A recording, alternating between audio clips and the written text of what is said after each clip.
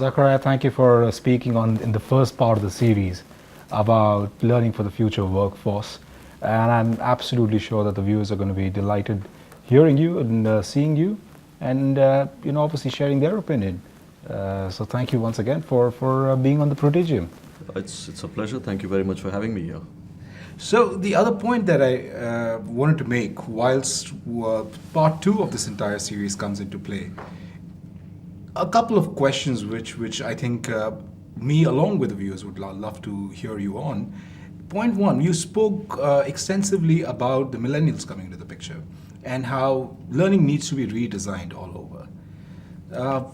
As a layman, or part of the industry rather as well, from both ends, it'd be very interesting to get your view on why is it that we have to go back to the drawing board for the millennials?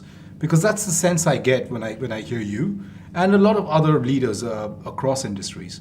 The point that I'm trying to make and also get an answer for is very clearly there have been legacy organizations that have been built over the years, right, which have been very successful organizations. And suddenly now, according to what I hear, we're going to be disturbed by the millennials that are going to enter in, and we're looking at especially learning being taken back to the drawing board. Is it necessarily a good thing that's going to happen here? Because we are going to be disrupting what's been built over the years, and the output of which we, quite frankly, don't know yet. Well, let me give you an example. About 3 years back, a couple of years back, in an IT organization.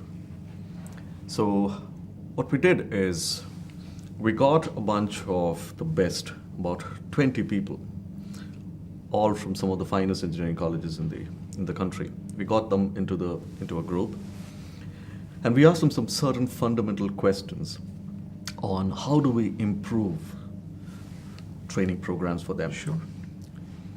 And we left them inside a room, and told them that, look, come back at the end of the day with certain suggestions as to what you need to do. The answers surprised us completely. And that is going to be the basis, in my view, the basis of future learning. Sure. The first thing that they told me is that they don't need a trainer. Okay. And they told us that they need an expert to be at the beck and call when they have a doubt. Sure. Okay. So first and foremost, the role of a trainer suddenly went for a toss. Okay. Two, they told us very, very clearly that tell us at the end of the day, what do you want us to do? And we will design the course, we will tell you what you want to do, but provide us with the resources to do that. Okay. So when we told them that you have to be working on a live project with one of the world's biggest companies, very critical client. Sure. We told them this is what you need to be doing. You need to be creating an app for these people. They came back very, very clearly stating that if we have to create this app, these are the 5 things that we need to do, but we need help getting the right resources. So that was the second thing they told us. The third thing they told us was that the training room that we have, in other words, the environment in which they were sitting and learning needs to be changed. Okay. They said, we don't need chairs and tables. We don't need it. We want to sit on the ground, on the floor, and sit and learn. And the fourth thing they told us is that give us the opportunity to connect with anybody in the globe. Okay. Okay. Now, if you look at these 4 things, 1, they don't need a trainer, they need an expert to answer questions. 2, they wanted to design their own curriculum. 3, they're willing to take the risk and work on live projects. Sure. And the last one, they said, is allow us to connect with the world, because the knowledge is out there in the world. Allow us to connect. And all these 4 things are disrupting the entire thing. Sure. Your IT security goes for a toss. Your brick and mortar establishment of the training goes for a toss. Sure.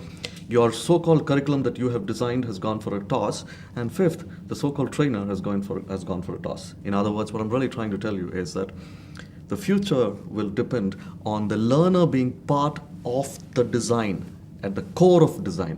Sure. The learner is actually designing the course that he wants. So I think if we want to be relevant, then that needs to happen. So, in short, we're going to the future of the Stone Age as far as learning is concerned, to redesign it bottom up. To a large extent, yes. All right, fair enough. So, Mr. Zakaria, thank you for answering question one. Question two really is about learning organizations, which you guys end up partnering with. Do you see learning organizations on the other side of the table playing a pivotal and strategic role in the future? The answer is not whether they will play.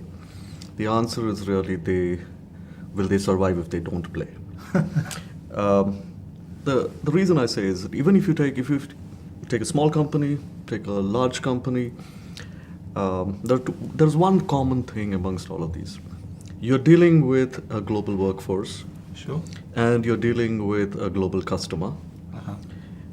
And you're dealing with a young bunch of people who are supremely aware of what's happening globally. Absolutely. So what we really need the learning partners to provide us is with give us deep insight as to what the learner thinks. Sure. Or you cannot bucketize learning styles in 1, 2, or 3, but then put it in context of geography, put it in context of gender, put it in context of languages, you name it. And what we really need is learning partners to come out with that insight. Insight which we'd expect really the vendors to take learning analytics to the next level. Sure, absolutely. Okay. And that's where you start becoming a true blue strategic partner for organizations. And that's what is really going to start impacting the bottom line. I couldn't agree with you more, and I think a lot of organizations have switched their thinking to the exact paradigm that you're talking about. Before we let you go, Mr. Zakaria, and thank you for being on Series A of the Prodigium, I want to get a quick view, and I'm sure a lot of other people would like to understand what you really think about this video learning initiative of Veritas Human Capital Consulting. I think it's fantastic. I think it's probably one of the best, and I've not seen something like this happen in India or in Asia Pac, and I think it's brilliant that you bring it. What I'm really looking forward to is learning from the other guests that you have. Sure. And all the very best, and I think you're doing a fantastic job, and I wish you guys a fantastic future. Thank you so much. Thank you very much for being on the show. I'll see you again very soon. Thank you. Cheers.